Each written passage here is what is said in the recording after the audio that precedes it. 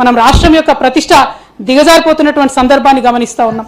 అట్లనే అధ్యక్ష ఈ రాష్ట్ర ప్రభుత్వంలో ఇంతవరకు సోషల్ వెల్ఫేర్ మినిస్ట్రీ లేదు అధ్యక్ష.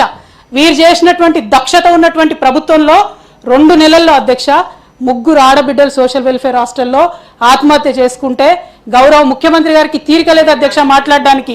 మినిస్టర్ గారు లేరు అధ్యక్ష ఇప్పటి వరకు. ఈ విషయం మేము తీవ్రంగా పరిగణిస్తా ఉన్నాం అధ్యక్ష. మీ ద్వారా ప్రజలకు కూడా తెలియజేస్తా ఉన్నాం అధ్యక్ష. అదేవిధంగా అధ్యక్ష మీరు చూసినట్టయితే ఇవాళ బడ్జెట్లో మరి వారు 6 గ్యారంటీలు అని చెప్పి మొదలుపెట్టిండ్రు. 6 గ్యారంటీలు అధ్యక్ష అమలు చేయాలంటే దాదాపుగా 1,36,1,36,00,000 రూపాయలు కావాలి అధ్యక్ష. కానీ ఈ ప్రభుత్వం బడ్జెట్లో చెప్పింది ఎంత అధ్యక్ష?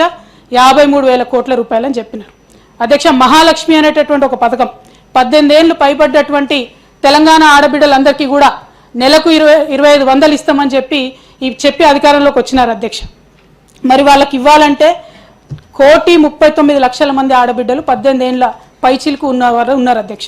ఆల్రెడీ ఒక 26 లక్షల మందికి కేసీఆర్ గారి ప్రభుత్వంలోనే మనం వితంతు పెన్షన్, ఒంటరి పెన్షన్, ఒంటరి మహిళా పెన్షన్, ఆసరా పెన్షన్, బీడీ పెన్షన్లు ఇవన్నీ ఇచ్చుకున్నాం అధ్యక్ష. ఇప్పుడు మిగిలినటువంటి 1,39,00,000 మందికి 2,500 రూపాయలు నెలకు ఇవ్వాలంటే అధ్యక్ష 41,000 కోట్లు కావాలి అధ్యక్ష. దాని ఊసు మాత్రం ఈ ప్రభుత్వం ఎక్కడ కూడా ఎత్తలేదు అధ్యక్ష.